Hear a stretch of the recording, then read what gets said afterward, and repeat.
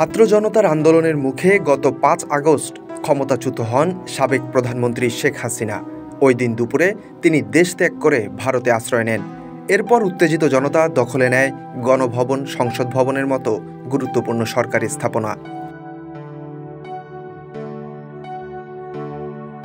এর আগে আগস্টের শুরু থেকেই আওয়ামী লীগ সরকারের ক্ষমতায় টিকে থাকায় অনিশ্চয়তা দেখা দিতে শুরু করে। তবে কেউ ঘুণাক্ষরেও টের পায়নি শেখ হাসিনা ৫ আগস্টেই পদত্যাগ করবেন। এমনকি খোদ হাসিনাও জানতেন না ওই দিনই তাকে পদত্যাগ করতে হবে।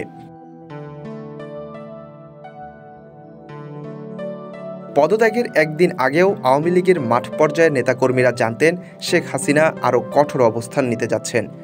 পুলিশ বাহিনীর ধারণা পর্যন্ত ছিল না পদত্যাগের মতো সিদ্ধান্ত নেবেন তিনি।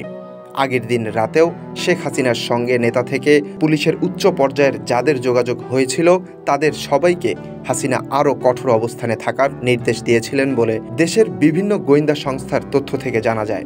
বেশ কয়েকটি গোয়েন্দা সংস্থা ও গণভবনের সূত্র থেকে জানা যায়, সকাল 9:30টার পর থেকে গণভবনের পরিস্থিতি ঘোলাটে হতে শুরু করে। ৩ বাহিনীর প্রধান এবং পুলিশের আইজির সঙ্গে বৈঠকে শেখ হাসিনাকে দেশের বাস্তব চিত্র বোঝানো হলেও তিনি পদত্যাগ করবেন না বলে নিজের অবস্থানে অনড় থাকেন।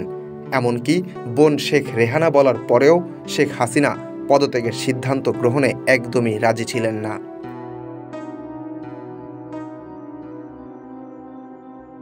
এ পর্যায়ে উচ্চপদস্থ কর্মকর্তারা শেখ হাসিনার ছেলে সজীব ওয়াজেদ জয়কে ফোন করে পুরো বিষয়টি বুঝিয়ে বলেন।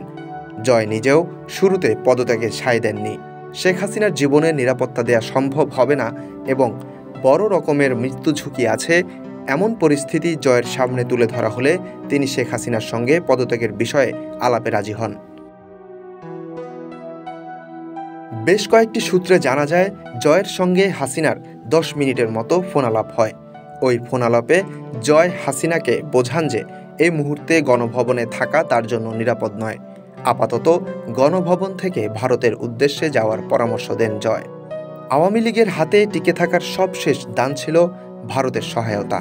শেখ হাসিনা ভারতে আশ্রয় নিলে সেখান থেকে তিনি পুনরায় দেশে ফিরে আসতে বা রাজনীতিতে সক্রিয় হতে পারবেন এমন আশ্বাসে এবং বেঁচে না থাকলে আওয়ামী লীগের আপাতত হাল ধরার আর কেউ থাকবে না এই শঙ্কায় শেষমেশ ছেলের কথায় পদত্যাগে রাজি হন শেখ হাসিনা। পদত্যাগের আগে শেখ হাসিনা দেশবাসীর উদ্দেশ্যে ভাষণ রেকর্ড করতে চেয়েছিলেন। মূলত জয়ের পরামর্শেই হাসিনা শেষবারের মতো জাতির উদ্দেশ্যে ভাষণ দিতে চেয়েছিলেন। তবে ততক্ষণে ছাত্র জনতা গণভবনের কাছাকাছি চলে এসেছে এমন তথ্যের ভিত্তিতে ভাষণ রেকর্ডের সময় পাননি তিনি। দ্রুততম সময়ের মধ্যে ব্যাগ সুটকেস গুছিয়ে দেশ ছাড়তে হয় তাকে।